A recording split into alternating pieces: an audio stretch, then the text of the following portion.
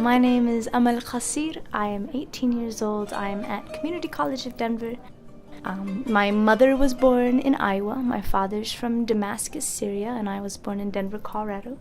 My means is spoken word poetry and getting up on a stage and for 3.5 minutes literally owning everybody's mind in that room. Even when the tyrant put checkpoints outside her door, her defiance made mealtimes a battle her family would always win. So through that, I'm able to say what I want to say, convey the stories that need to be felt, and best way to get that story across is to stand up on a stage and yell it in people's faces.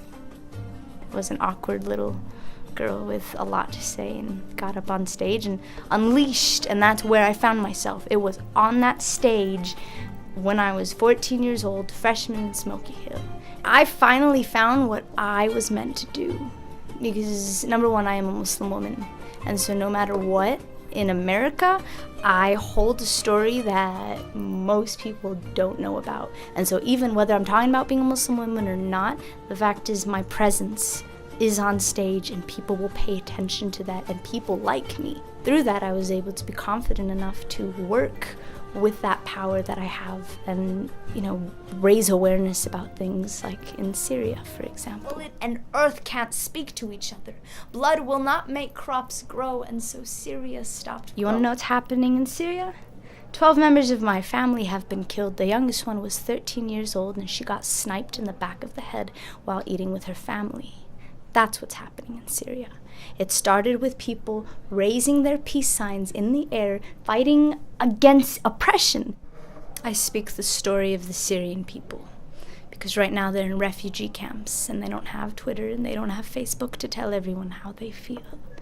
I'm working for a group or for an organization called Project More Than Metaphors. Project More Than Metaphors is taking this spoken word initiative to bring direct aid to the people of Syria. Our project is going to do workshops with these kids. It's going to bring shoes, it's blankets, food, and poetry.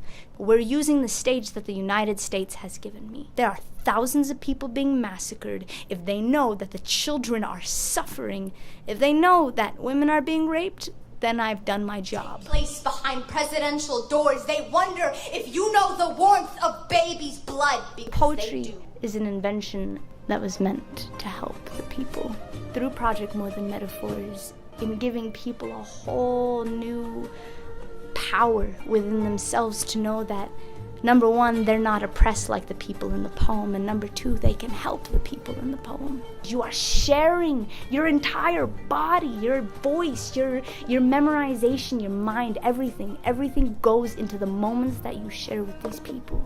That's all that spoken word is. It's storytelling. This is how we strengthen ourselves. We have to write. We have to speak our words because we hold the voices of those who cannot speak. I'm at Community College of Denver. Don't know what I'm studying yet. It's hard to say, but something involving telling the story of people, sharing the narrative.